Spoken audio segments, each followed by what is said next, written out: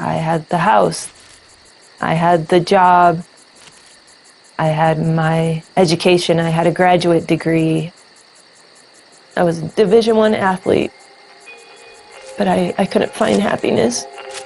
I had thrown away everything for drugs. I just knew that I needed my pain to stop.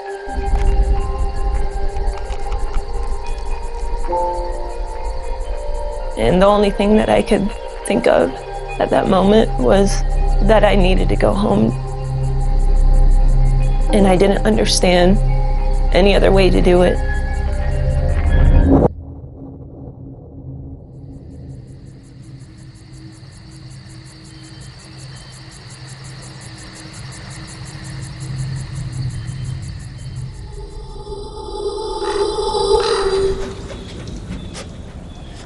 The next morning or the next day or 2 days later, I'm not really sure, I woke up and I was really cold. I couldn't move and it scared me.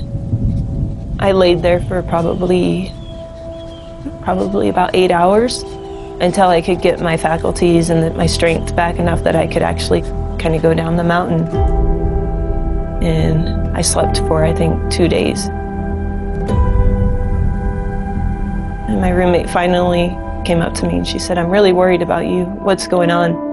And I just started crying and I told her exactly what I did. And she took me immediately to an emergency room and they put me in a psychiatric hospital. And I knew exactly where I needed to go after. My brother has been such a good role model for me throughout my life.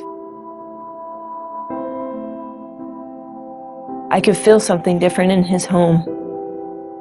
I felt this love, and the way that his family communicated, I knew that's what I wanted. All the steps are in order for a very specific reason. I believe that step 7 is exactly where it needs to be, is because after you confess all of your wrongs, all of a sudden all these little things start bubbling up. Those are the character weaknesses. Those are what drives us to do what we did. Step 7 is where I asked Heavenly Father to remove my shortcomings. Something very, very powerful and spiritual and sacred happened. I felt my Father in heaven's arms around me, and I felt his love, and I knew that everything was going to be okay. It was made very clear to me at that moment that I had some work to do. It was not something that was going to be something easy to overcome.